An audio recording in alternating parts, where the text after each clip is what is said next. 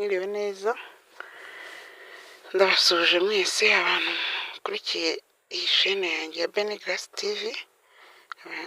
Nakiriye abantu bashyashya baba bayibonye bwa mbere, nanone nkaba nshimira n'abamaze gukora subscribe, like, share and comment kugira ngo tujye dukomezanya mu buzima bwa buri munsi.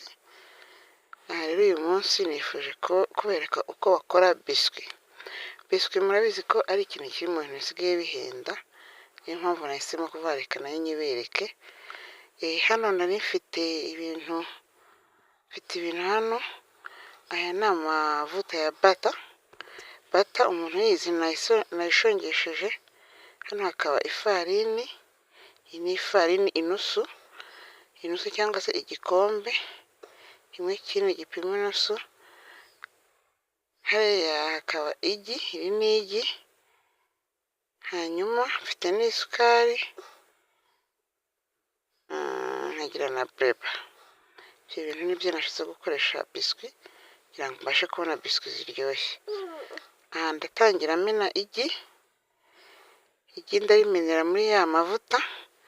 Nakoresheje bata ariko nawe ubwo ushobora gukoresha n'andi yose ushaka, n'amavuta asanzwe ayo ari yo yose ufite mu rugo iwawe wayakoresha kugira ngo ubuzima bube bworoshye, nta mpamvu zo kubigora.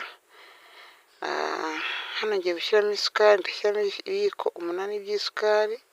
Biswi igomba kuba iryohereye, ni ukuvuga ngo ni igice cy'igikombe. Igikombe kigira ibiyiko 16 utari ubizi. Hano ubwo nshyizemo ibiyiko 8, ni igice cy'igikombe kugira ngo biswi ize kuza iryoshye. Biswi murabizi ko iba iryohereye. Hanyuma iyi ni bureba, nshatse kongeramo bureba nkeya muri aya mavuta. Nabwo ndapfundura bureba, nshyiremo ikiyiko kimwe cya bureba. Nkaba nagira ngo ariko nanone nibutse abantu batarakora subscribe, like, share na comment, mugerageze kubikora kugira ngo tujye dukomezanya mu buzima bwa buri munsi. Maze gushyiramo bureba, ngiye gutangira kuvanga. Ndavanga neza bya bintu byanjye. Hano harimo amavuta, hakabamo isukari, hakabamo na bureba. Ndabanza mvange neza binoge, mvange. Hagati aho nkaba mbibutsa ko nkora n'ibiganiro byo kwigisha ku ndwara. Umuntu aba afite ikibazo ku ndwara iyo ari yo yose yaba yaragize kuri video zabanje, yansobanuza nkamusobanurira, akaba yamenya byinshi bigizwe n'indwara zitwugarije. Aha nakomezaga kuvanga, ndakomeza mvange kugeza igihe binogeye. Ndavanga nta kuruha, ntabwo bitwagiye gusa. Ufite mixer byaba byiza, ariko nanone tuba tugomba gukora ibintu bigaragaza ko n'udafite ibyo byose ashobora kubikora. Komeza mvange kugera binoze, kugeza igihe biranogera. Ndavanga singomba kurambirwa. Navugaga nti umuntu waba atarabonye video zanjye zibanza, nifuza ko nanone yazireba. Namusabaga ko yazireba. Hanyuma anasaba atarakora subscribe, like, share and comment ko bayikora kugira ngo tujye tugumana mu buzima bwa buri munsi. Hano ndakomeza mvange, nakomeje kuvanga kugira ngo binoge neza. Ariko ufite mixer byakoroha, ariko ntabwo ari ngombwa. Utanayifite naho byabikora. Uravanga neza bikanoga neza, bureba n'isukari n'amavuta bikaba byakivanga. Hano byari bimaze kunoga. Ndimo ndakuramo utubureba twari dusigayemo hejuru kugira ngo natwo tunoge. Yego biratinda ariko birashoboka, urabikora bigakoreka. Iyi mixer igufasha kugira ngo bikore byihuse, ariko ibi nabyo wabikora nta kibazo. Niyo mpamvu nifuje kugira ngo mbere kuko umuntu yakikorera biswi ari mu rugo. Hano nari maze gushyiramo ifarini, nkomeza ndavanga ndavanga, ngiye gutangira kuvangamo ifarini. Ifarini nayo ni inusu cyangwa se igikombe kimwe kinini ku bantu badafite umunzani. Hanyuma ahangaha nari maze gukuramo none ikiko ngiye kuvangisha intoki. Nongeyemo akandi kantu ka bicarbonate. Bicarbonate ni nziza ariko none utayifite nabwo wabikora, ntabwo ari itegeko, ni ukuvuga ngo nabwo birakunda. Nyuma bicarbonate ituma biswi yoroha.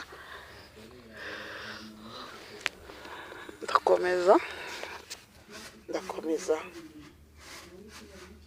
nari ndangije, nari nanze kubarambira. Wakurikiyeho kugira ngo hano ifarini yari imaze kunoga. Hanyuma ubu nari ngiye kuyiponda neza kugira ngo tubaze kuza kubona forume zacu za biswi. Banje kuyikatamo kabiri, kimwe ukwacyo ikindi ukwacyo, kugira ngo mbashe kunyorohera kuyibumba neza, mbone forume ya biswi nshaka. Biswi ziri amoko menshi. Mu kurangiza iyi video yanjye munaza kubona biswi zitandukanye zishobora kuba naragiye nkora. Hanyuma nazo nimumva muzikeneye mwazambura nkabiri uko bazikora, izirimo shokora, izitarimo shokora.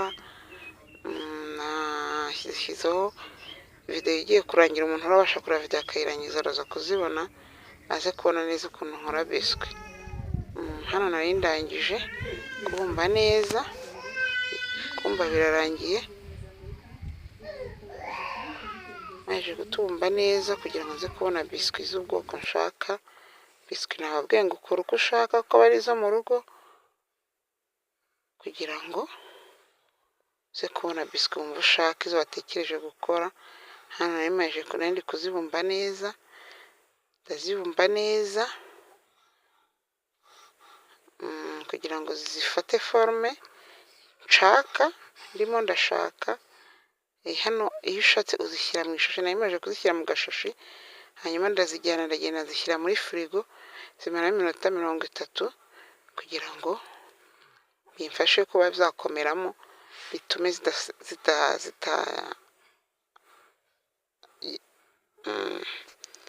zidasaduka. Ariko rero udafite firigo ntabwo ari itegeko, wahita ubikora kuri iyo ugahita ukata biswi, nta kibazo, nta bigoye. Kuko kuyishyira muri firigo ntabwo ari itegeko. Niyo mpamvu bambereka ko byose bishoboka, kandi ubifite utanabifite byose birashoboka. Hano nifashe icyuma kugira ngo dutangire dukate biswi zacu.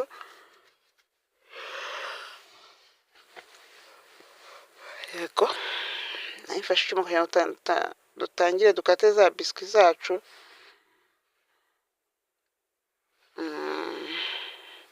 Hanyuma tugiye gukata biswi zacu kugira ngo tuze kubona biswi zimeze neza, tubashe kujya kuziteka zishye, tubone kubona biswi mu rugo kare tutavuye mu rugo. Hano ntangiye gukata, ukata uko ubishaka, ukazibumba uko ubishaka, uko wumva ubyumva, nta kigoye kirimo. Nakomeje gukata, ndakata kugira ngo mbone amabiswi aringaniye umuntu ashobora kurya atavuye mu rugo iwe. Ikintu nababwira cya mbere ni uko biswi nta mazi ajya ajyamo. Mu bintu bategura biswi nta mazi ajya ajyamo, nta na rimwe hajya hajyamo biswi mu mazi. Iyo bishyizemo amazi bishobora gupfa, ukibaza impamvu byapfuye. Hano ndi gukata biswi kugira ngo tubashe kubona uko tuziteka. Nawe wakata uko wumva ubyumva, nta kigoye kibirimo. Yego, ndakomeje gukata, ndakata, ariko nkibutsa ko mfite izindi video. Nyuma yo kureba iyi video wamanuka ukareba n'izindi zanjye, ukareba izakugirira akamaro. Tuzajya tuvuga ku tuntu n'utundi ibintu bitandukanye kugira ngo ubuzima bubashe kugenda neza. Yego, rero nari ndi gushyira ku kantu ko muri gaze kugira ngo mbone uko njya kuziteka biswi zacu, tubone uko tujya kuziteka. Ahangaha wakibaza uti kubera iki? Iyi niyo forume ya mbere nakoze, n'izindi nagiye nkora. Waba wishaka mwazambwira nkazibakorera mukaba mwazibona. Yego, nakomeje gukata, ndimo ndakata biswi kugira ngo tubashe kubona biswi zacu twikoreye twibereye mu rugo, byashoboka nta kibazo. Yego, hano ndakomeza gukata nkate kugeza igihe ndabisoheza. nkaba nabibutsa no kwandika comment mukambwira ikindi nabatekera, ku buryo utari icyo twazateka mukabishyira muri comment, ibyifuzo byanyu n'ibyo ngenderaho.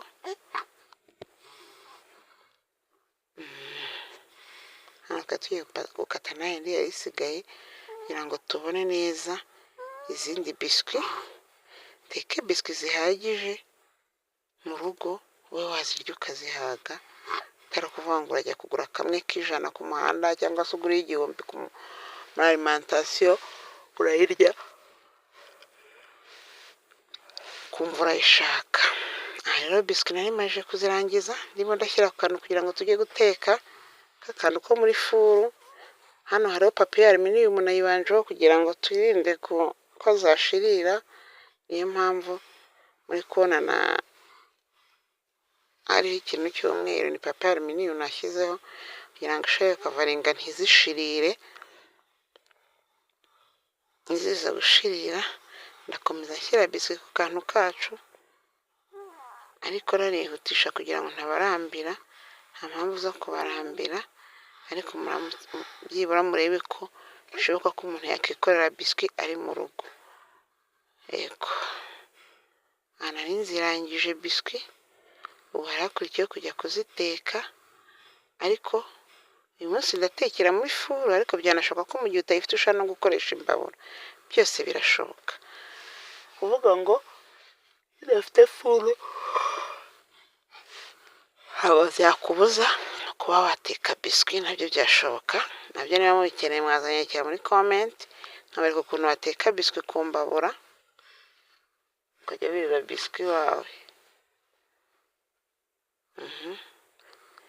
Hano ndimo ndazitunganya kugira ngo zibashe kujyaho, tugende tugiye guteka biswi. Nari nzisoje, ndazishyiraho neza kugira ngo zijyeho zose, mbashe kuzitekera icyarimwe nta kibazo, kandi zirajyaho.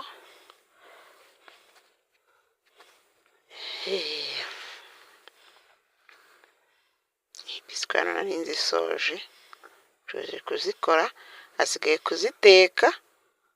Ubu rero muze tujye kureba ukuntu bashobora kuba bakora biswi, umuntu agahora yumva ashaka biswi kandi yazikorera mu rugo.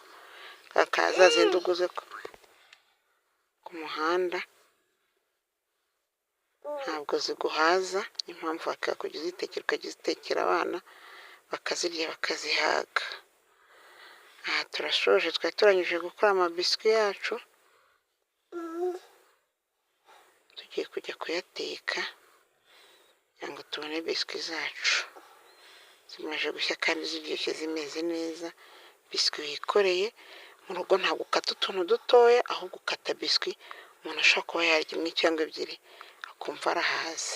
Aha twari tugeze ku ifuru, ngiye gushyira mu ifuru kugira ngo ducane. Ifuru nabanje kuyicanaho iminota 5 kugira ngo ibanze ishyuhe, mbone gushyiramo biswi zacu.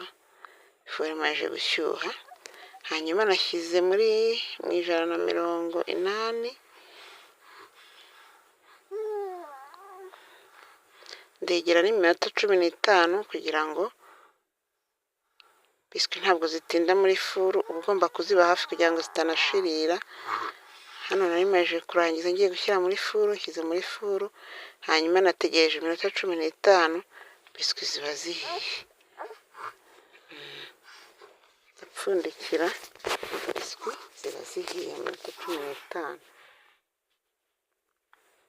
Yego, hano naregeye iminota 15 kugira ngo ntayirenza, nkaza gukuramo biswi zanjye zishiriye. Biswi rero kuziteka bisaba kuba uri hafi yazo, uko ugiye mu bindi ushobora kuzishiduka zashiririye ukabura ahombye.